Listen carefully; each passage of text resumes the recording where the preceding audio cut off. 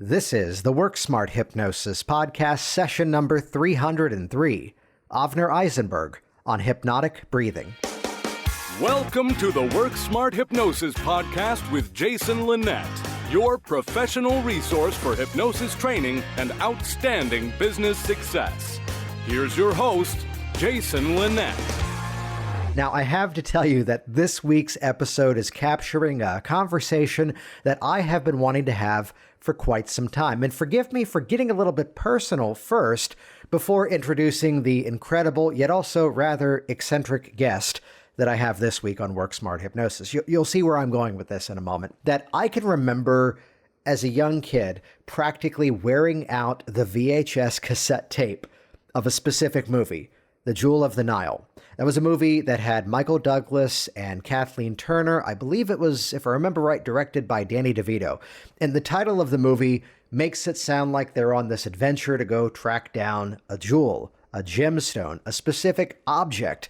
And this isn't too much of a spoiler, but it turns out in the movie that the Jewel of the Nile was a man, played by Avner Eisenberg, who's the guest on the podcast this week. Now, fast forward, because I'll tell you, this was my version of bonding with my dad growing up, watching a lot of older comedy movies, whether it was the Marx Brothers, Buster Keaton, Charlie Chaplin. And I've always had this fascination towards comedy and especially specificity in comedy. So like going back to Harpo Marx and the Marx Brothers, how just the raise of an eyebrow would have an audience laughing. Even watching someone like Steve Martin in his stand-up comedy years, how just the gesture, the movement is what created the comedy, the specificity, the subtlety of it. So I had a hobby of doing magic. I worked backstage in professional theater for a number of years. And here came an opportunity where I would just go to see other performances at other theaters in the area.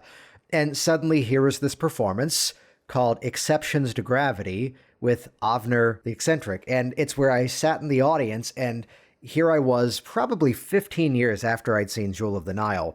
He walks out on stage, and it was that moment of, it's that guy, it's that guy. And for the next hour and 15 minutes, it was one part mime, one part clowning, and really it was its own thing. Thus, Avner the Eccentric. It was his own brand. And in the course of that performance, I will tell you, this week's episode is the very first guest that, at least to my knowledge, I have seen him balance a full-sized ladder fully extended on his chin, which I think may be a new requirement of podcast episodes. Anthony Gitch, you're coming up in a couple of weeks. Figure it out, buddy. So this performance where he's on stage and it's this welcoming in of an audience, it's laughter, and I'll call this out. I saw his show with friends of mine who go, oh, I hate mime, I hate clowns, and just rolling in the aisle the entire performance. It was that good. And head over to the show notes at worksmarthypnosis.com. Just go to worksmarthypnosis.com/303. That'll redirect over the show notes, and we'll put some of the clips of his performances in the show notes. And the entire performance, where at the end of it, it concludes with two words. There's a bit with a microphone, and at the end of the show, he just leans into the microphone and finally speaks after an hour and 15 minutes and says two words, thank you. Huge applause, standing ovation. Good night, everybody. And I'll tell you, so from the personal side, I was drawn to it and thought it was so cool, and watching various movies over the years of that style, or again, that physical comedy performance. And then to find out, as I got into hypnosis, so did Avner. So I began to hear these rumblings that, oh yeah, he also does hypnosis. Oh yeah, he trained in hypnosis. And then eventually, a little bit more personal here, is watching how sometimes people download different things off of the Work Smart Hypnosis website. People may join little mini programs. And sure enough, the guy who I'd been tracking was also now very clearly tracking me. And I reached out, and here was the premise that sets the stage for this entire conversation. A man who spent most of his career on stage in silence to now be doing hypnosis, which so much of it is about the verbal communication. Yet to hear how learning a handshake interrupt induction changed one of the moments of physical comedy and clowning and a bit of magic in his performance.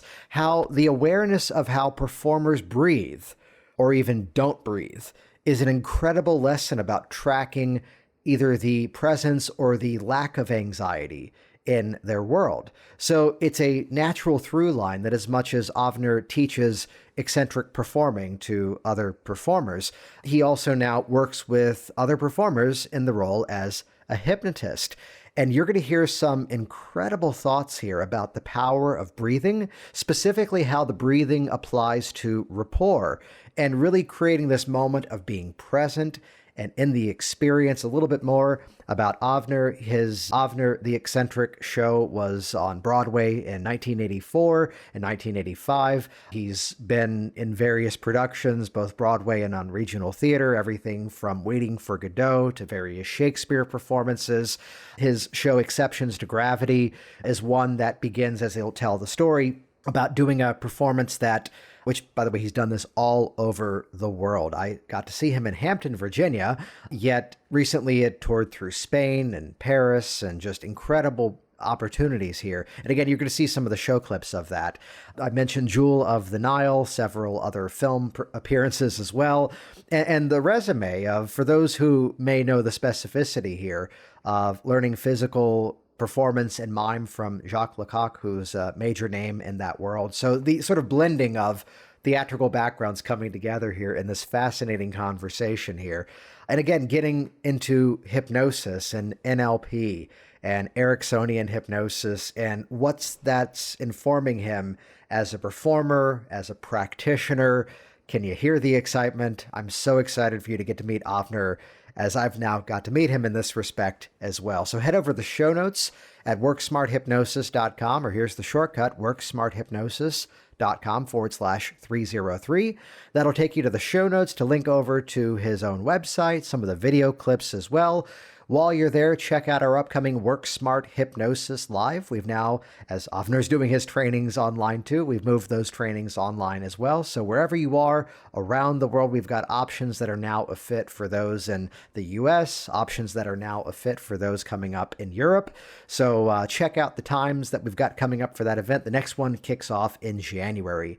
But let's set the stage for this incredible performance, as well as incredible practitioner. Here we go, episode number 303, Avner Eisenberg on hypnotic breathing. Well, this had to be 35 or 40 years ago. I was teaching a workshop on animal movements at the Walker Art Museum in Minneapolis. And the father of one of the students informed me that I was using Ericksonian language patterns, which I had never heard of. He called his daughter over, induced a very quick glove anesthesia, and poked her with a safety pin, which was impressive, to say the least. And he turned me on to the book Uncommon Therapy by Jay Haley. I read the book, and I think it was in that book, but it may have been in other readings about Erickson. I read about the handshake induction that he did. I believe it was in Mexico. He asked for a demonstration subject at a medical school, and they brought him someone who did not speak English, and he didn't speak Spanish. And he talks about inducing a profound trance just in the act of shaking hands. I started researching that, and in my show, Exceptions to Gravity, I have a couple of places where volunteers from the audience need to hold their arms up. And I started playing around with the handshake induction, and like magic, all of a sudden, all of the fatigue went away, the rapport deepened, so that they were having more fun, I was having more fun, and if we were having more fun, the audience was having more fun. So that was my first introduction, and I kept reading a lot about Erickson. Stephen Gilligan did a weekend workshop in Boston. I live up in Maine, and I sort of talked my way into it and did a workshop with him, which was a little bit disastrous because before that, I used to try out inductions on people, but after I took the workshop, I felt like I knew too much to be just playing around with it. And then I developed an idea. First of all, I had shoulder surgery and couldn't work for about 6 months. And I developed this idea that when I go to the theater and it really works, it is truly a hypnotic experience. I have time distortion. I lose all awareness of my body. I sometimes drool. And when it doesn't work, it's like a trip to the dentist without Novocaine. And I had this 6-month period. And I also discovered that almost every student has some level of stage fright, of anxiety, anticipatory anxiety about performing. So I wanted to take a course, and I looked around. I found Ron Klein, who's in your neighborhood. Yeah. And, oh, great. Well, I signed up for one of his workshops, went down for a 5-day training, pretty much got what I wanted. Now, I knew that hypnotists get a trance every time. That's what they do. It's their job. And when I talk to performers, they look at performing almost like a gambling game. You say, well, how's the show going to be tonight? Well, I hope they like it. And I realized that all theater training stops at the proscenium. It's all about what the actor does, what the actor feels, and doesn't really look at what the audience is doing. And what I discovered in hypnosis, the concept of rapport, and started to develop techniques for basically inducing rapport in the first second that we're on stage. And I was at Ron's training. I pretty much got what I wanted. And at the last day, he said, well, we've covered all the material. I'm going to be demonstrating something called a visual kinesthetic dissociation. I want to demonstrate it. I'll be teaching this in the next workshop. He said, this is good for treating trauma and post-traumatic stress. Has anyone got something like that they can share with us that would like to be a demonstration subject? A woman said yes, and it turned out she was a inner city social worker and had a street person had thrown bleach in her face. And she had severe post-traumatic stress, couldn't go to work, had panic attacks just getting in the car to drive to work. He said, would you like to change that? She said, yes. He said, okay, on a 0 to 10 scale, where are you? She said, 15. And he did the VK dissociation, and then which took 15, 20 minutes. And then he did a quick session of eye movement integration. He said, how do you feel now? And she said, it doesn't seem like a problem anymore. Yeah. He said, well, so we can check our work. I want you to get that old feeling back again. And she had just blanched when she first started. She got the funniest look on her face. He said, what's the matter? She said, it's not there. I can't get it back. It's not there anymore. I was hooked. Yeah. I wanted to learn that. He said, well, I'm not making a marketing plea, but I will be teaching that in the new workshop, in the next workshop. Who wants to sign up? Nice. So I did. At the next workshop, she came in late the first day. Everything froze. All heads turned to her, and she looked at us and said, I'm fine. I go to work every day. So I kept training for about 5 years and ended up certification as Ericksonian hypnotherapist and an NLP Master Practitioner, and then certified as a trainer in both of those. Yeah. Yeah, I love that. And for those that are new to you, we met briefly. I think it was 2003 or 2004 when I saw your show, and to then eventually hear that you were getting involved with hypnosis. And from my background working as an equity stage manager and a hobby of magic at one point, and it's where it's just that connection, which there's some key points I'd love to chat about. The performance of yours, what was it called? Exceptions to Gravity? Yes. Yeah. Could you give a little bit of a play-by-play of some of the things that happened in that show for those that are curious? Well, I play the janitor of the theater, and I come on stage to give a quick last sweep before the audience comes in and discover that the audience is already there. So I apologize, but I have a job to do. I need to sweep the stage. And I think there's a line in 1,000 Clowns. It's when he's late, he comes back and he apologizes. He says, that's all anybody ever really wants in life is a good apology. So I start sweeping the stage and things happen. Things drop. I look cross. An hour and a half later, I sit down to a meal and they've made a mistake in the kitchen and there are nothing but paper napkins. You can see all this. There are a ton of videos on YouTube. Yes. Just look up Avner the Eccentric. What struck me about this was that it's a performance that, correct me, it's about an hour and a half in length? Hour and 15 minutes at this point. Yeah. So, but in the course of all of that, The entire performance is done. I won't say it's done in silence because the audience is laughing and having an incredible time having seen the performance. And only at the end of it do you walk up to a microphone and say 2 words, "Thank you." Correct? Yeah, Yeah. that's correct. And a very funny thing happened. I was at Arena Stage in Washington, Yeah. and I came in one night, and the house manager said, "Hi, I want to introduce you. This is our sign language interpreter." And I said, "Oh, interesting." And she said, "Oh, right." The interpreter got up. They had all the people that could use a sign language interpreter on one side of the audience. She explained to them in sign that I wouldn't be speaking and that she was going to sit down and enjoy the show with them. At the very end of the show, I came out and got a panicked look on my face, ran down into the house, grabbed her by the hand. She came on stage with me. I turned to her and did the ASL sign for thank you. She turned to the audience and uttered the only words that were spoken in the evening. She said, "Thank you." Wow.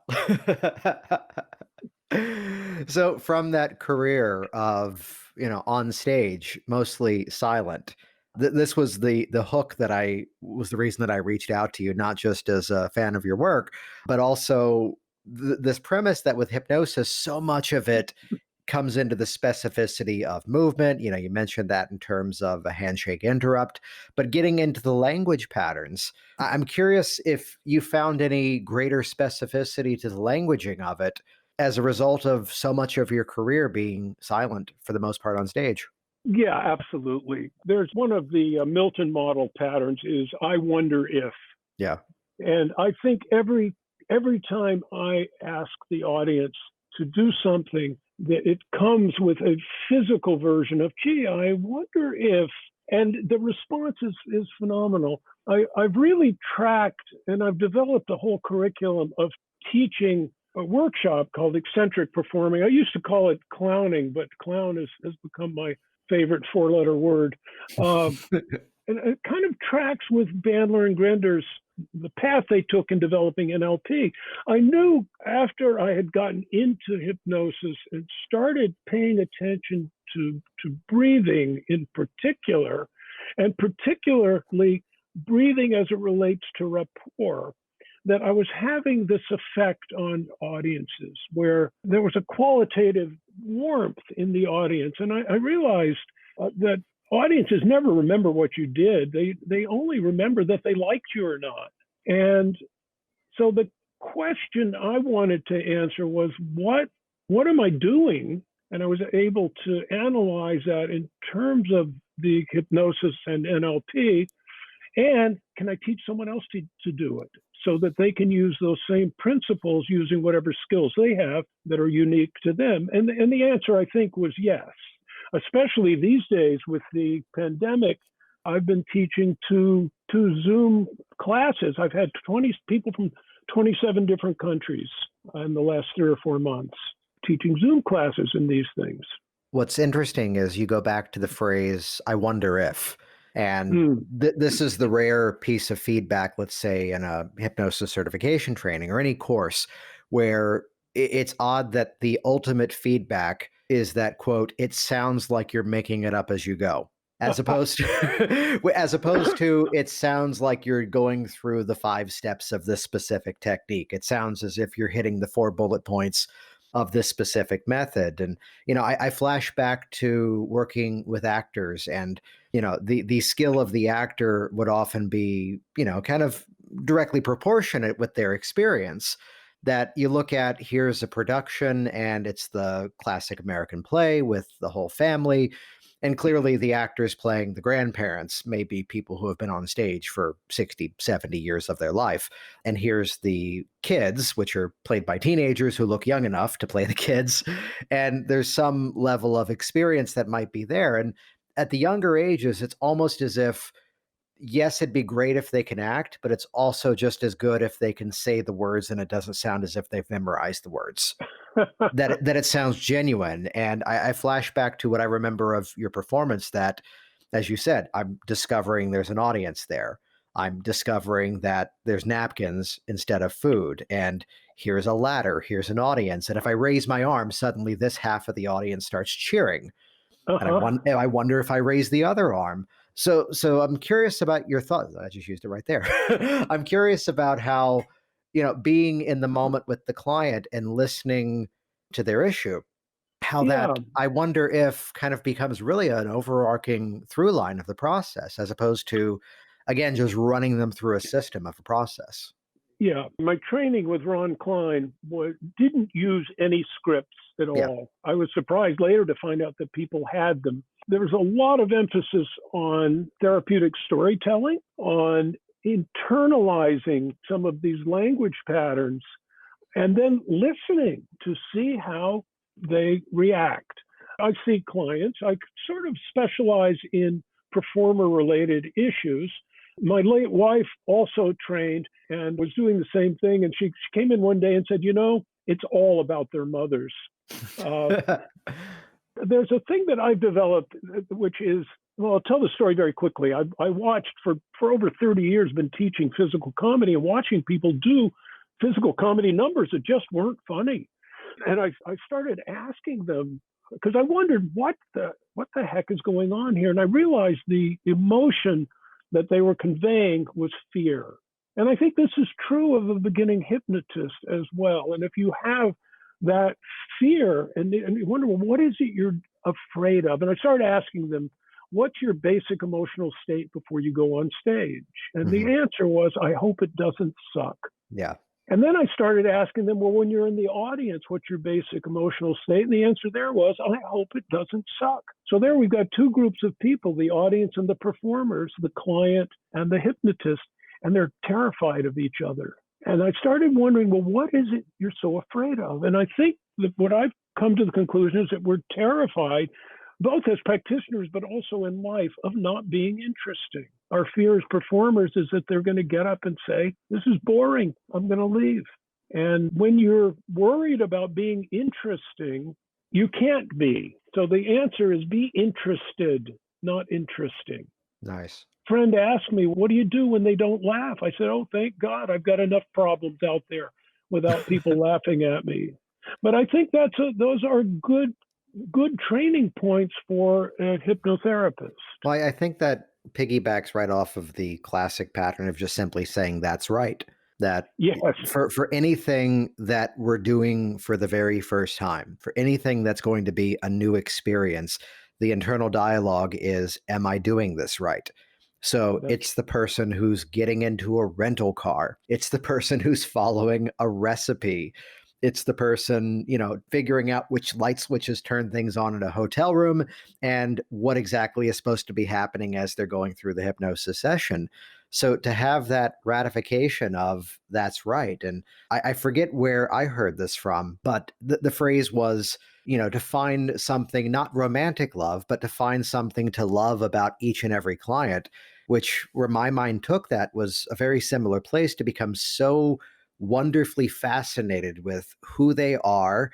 And the theme of all the work that I do now is the theme of what's great about them and how are we going to use those strengths as to who they are. And this place where the ultimate rapport is, yes, from the breathing, yes, from the physicality, but to truly be interested in that other person and not just, talking with them rather than just talking at them, and to really be in the present. That I flash to some of the greatest performances I've seen, that at the end of it, you felt you really knew the performer, that you had spent time with someone. And this is just briefly one of the things that I think drew me to magic as a hobby, but also kind of pushed me away from it.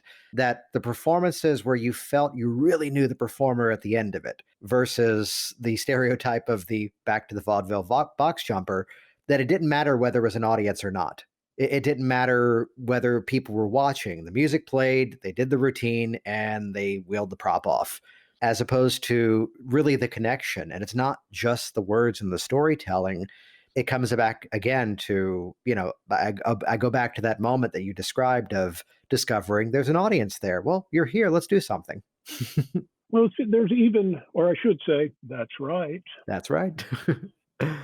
The goal in hypnosis and the goal in going on stage is exactly the same. It's to establish rapport. And I've developed some very neat demonstrations where you don't go out and create rapport, you create a sort of a vacuum where they hop into rapport with you. And I've found that it's as valid on stage as it is in starting a hypnosis session, because you discover the audience, but the first thing you say to them, and it's said with a simple breath, which is based on our biology, on the evolution of our biology, the message you give to them is, I'm comfortable with you watching me. Nice. So how does one go about doing that in your world? Well, it's very simple. The first thing you need to understand, see, breathing is a subconscious activity. We're never aware of it until somebody makes us aware of it. And if you do a simple thing of turning your head to look at something and notice your breathing, you will notice that you involuntarily and automatically take a breath in. And when you look back where you were focused before, that breath is just released. If you even just pick your hand up from your lap in front of your face, you'll find that same breath happening. And what's going on there is an entry into the beginning of the freeze, fight, or flight response, which is our basic interface with the world. And it started when proto-humans were wandering around Africa, and we were basically prey animals. Our eyesight was not developed to be Swiss watchmakers. Our eyes scan, and our nervous system is finely tuned to recognize little variations in patterns. What does this mean? That the grass in Africa on the veldt is waist high and all barely moving in the breeze. And it's exactly the same color as lots of little deer that would make a great meal for our tribe, but it's also the same color as a lion's coat. And when our nervous system sees something move the wrong way, it goes on to high alert. The breath goes in. And we're ready to fight or run away. If it's a lion, we get the hell out of there. If it's a little deer. And then what I've added to that, and this is for people going on stage, freeze, fight, flight, or fidget.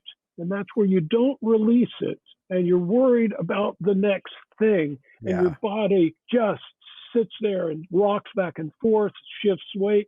If you watch so many TED Talks, the person does this little triangular dance through the whole talk. They're not going anywhere. They're not walking to a place to accomplish something. And that's the body saying, I don't want to be here.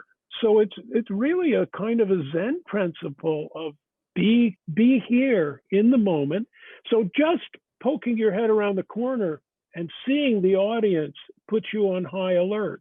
In comedy, they say you could die out there. Yeah. And if you immediately release it, you're giving a very strong message to the audience and also to your client that says, I'm comfortable with you being here. That's one of those elements that, when I think of seeing whether it's the comedian or the actor on stage or whatever kind of performance, or even back the days of doing theater management, in DC, you would do regional theater, or you would do the corporate product release, or you do the political fundraiser, which side, whoever was paying that week. And you would notice this level of comfort, this almost assumption that the rapport was already there, not quite from an arrogant place, but it was this welcoming. I flashed to, and I'll leave the names out here, but I flashed to a friend of mine who it wasn't a matter of who the politician was. She was anti all politicians, but that was the job that week. And here's the moment that she was spoken to by someone that I had heard her fume against. And she goes, I get it now. The moment they spoke, I was the only person in the room. How the hell did he do that? Where it's this welcoming in, it's this internal story of rapport, which goes above and beyond the move like they move, use their words. And it starts with self to welcome someone into something. I want to flip this the other way, though, which is that here's what we can do in terms of our physicality, in terms of our breathing, in terms of our internal dialogue. What awareness have you found of watching, let's say, the client and their movements? And I've said something for years I'd be curious to get your take on. that for the new hypnotist, this sounds like an esoteric statement to say you'll be able to observe your client and be able to tell if they're truly with you and going through the process or Hmm. if they're passively observing it. And Well, when I've had a class where like half the people are well seasoned and half are brand new, the people who are experienced go, yeah. That's an interesting thing to have to teach though. What's your take on that? Well, certainly in my training, and then was magnified in my practice. The first thing you ask is what's going on, and in general, they will start telling you about their problem. And if you observe carefully, you will see their beamer, their behavioral manifestation of internal response, and you can calibrate that, and you know what their internal state is. Later in the session, when you're creating an imaginary future where this problem no longer exists, if that behavior starts to come up again, you know that they're collapsing back into their problem. And they're just creating a future that has cemented that problem in place. And you can interrupt that pattern. And rather than thinking of rapport as something that you do actively by projecting it, I see it as, in a sense, creating a kind of a vacuum that invites them into rapport with you so that you can consciously and then ultimately unconsciously control their breathing in a sense of getting them to relax and go back to a neutral state where they're not revivifying that problem. So then let's talk about so most of your clients then are people who are also in that performance world. How do you find this translates, let's say now that so much of the work is happening on Zoom?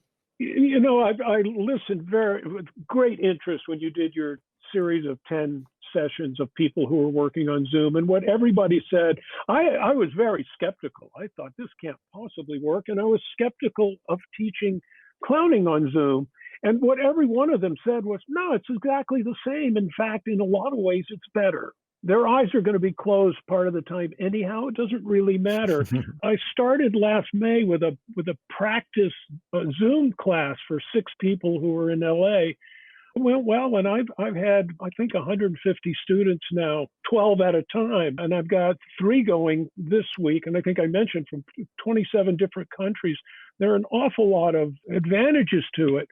I have a wonderful exercise where I ask someone if they would take, and I have a cup that is brimming with sulfuric acid. And I ask them, really just with a look, to take it. And they reach over to take it, and I turn to the audience and say, who's holding their breath? And the faces are amazing. They go, oh, I am. I didn't realize it. And as I said, I've come to understand that breathing is a subconscious activity. So if, as the practitioner, we're aware of the breathing, we have a really great leg up on understanding what's going on. And the person takes this cup of acid and they hold it, and it gets very uncomfortable for everybody. And then I turn to the audience, the other students, I say, he won't let us breathe. He won't let us breathe. And I've watched so many performers who won't let the audience breathe. They're so worried about not being interesting that they're racing to the next thing. So the next step is to say, okay, as soon as you have control of that, just let the air out. You don't have to take a breath. You'll already have it. And they go, and their whole body relaxes. Well, in a hypnosis session, I know that by simply heightening my interest in something that they're saying and taking a breath in and holding it, that they will, in rapport with me, also do that. And if I hold it just a little longer than is comfortable and then let it out, they will also, and they can feel the release of tension. And it's a wonderful feeling. Which I love that for the reason that, again, it's not just the strategy of the words, the phrasing, the patterns, the sequences. It's about holding that space with that person, giving that attention, but also if we can facilitate that release of tension, because that rapport is there, they're going to start to release that tension as well. And I That's think of right. this because oftentimes there's the dialogue around, and yes, there's a balance to what I'm about to mention that, oh, sometimes they come in and they just want to tell their story. Well, there's so much that we can do to start to facilitate change in that moment that the intake isn't just, quote, the stuff we talk about so then we can get to the hypnosis, that we know That's right. the entire experience. Thank you for that. The entire experience is about hypnosis and about suggestion and how the way that we respond to a story, the way that we engage, the way that we listen, the way that we can just let something sit in silence Hmm. can create a change too. Absolutely. I do a lot because I'm not a mental health professional. I'm not a licensed, I'm a hypnotherapist. So I work a lot with people that have generalized anxiety and stress related issues. And I teach them some breathing exercises. And then as I do an induction, I will very gently suggest that that breathing exercise is happening. And sometimes that's all you need to do. We're in a sense of physical rapport, not just linguistic rapport. And I think the physical is much stronger and much more profound.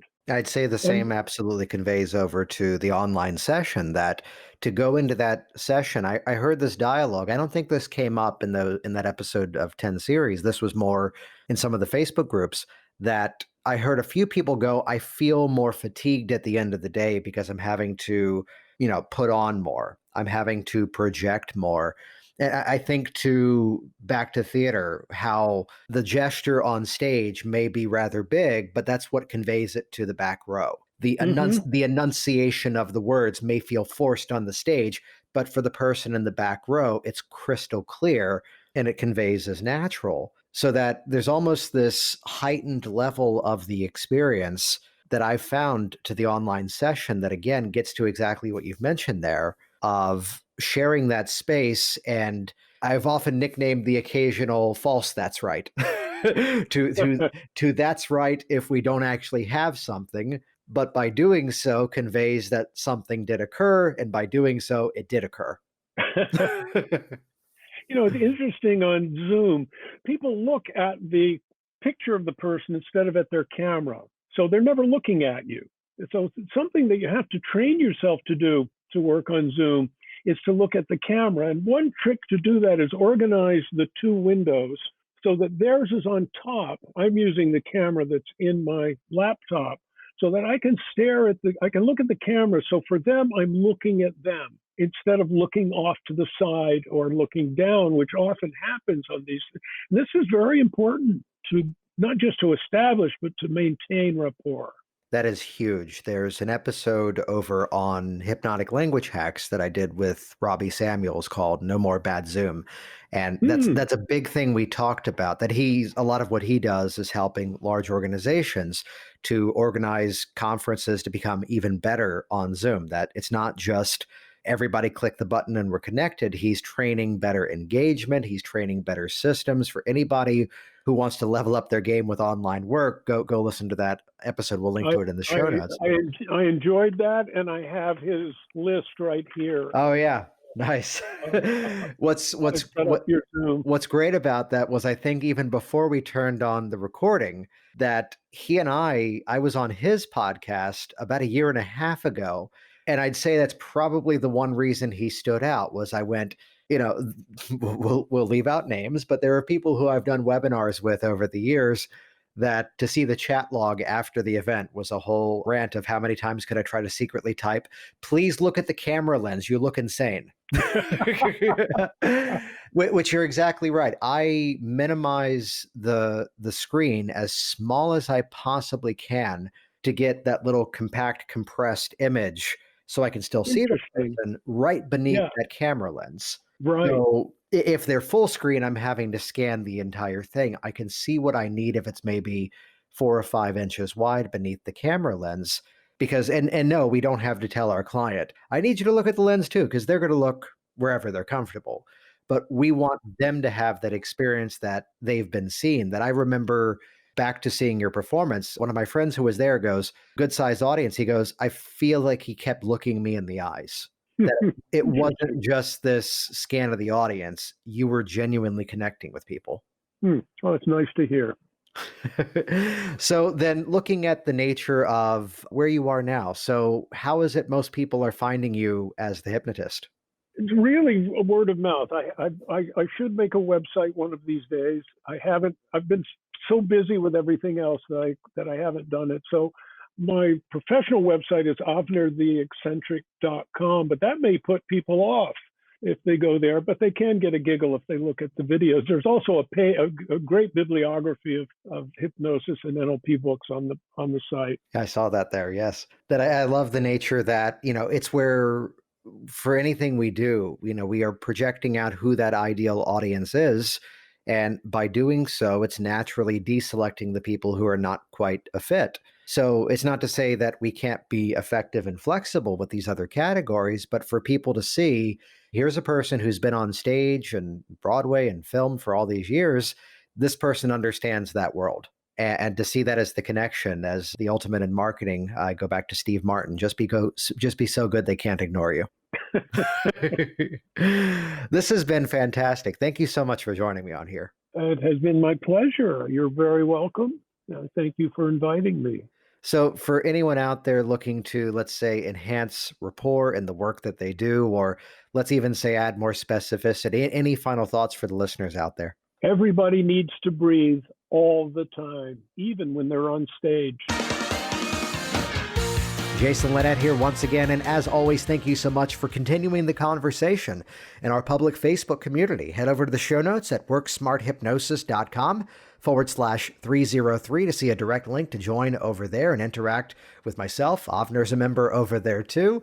And check out Avner's links over on the WorkSmart Hypnosis website, as well as the video clips. And while you're there too, check out WorkSmartHypnosisLive.com. That's the home base for my in-person trainings, which we've now moved in person and also online. Interact in a hybrid format with lifetime access to hypnotic workers, where along the way you're interacting with other practitioners all around the world. We've got another crew kicking off coming up in January, or if you're listening after the fact, we've always got another event coming up soon. Thanks for listening, and I'll see you soon. Thanks for listening to the Work Smart Hypnosis podcast at WorkSmartHypnosis.com. Hey there, it's Jason, and I want you to be one of the first to find out as we upload amazing new content. So do this right now. Click the subscribe button right here on this video. That's going to link you to our YouTube channel here, and you will be the first to find out as new resources and downloads are made available. Do it now.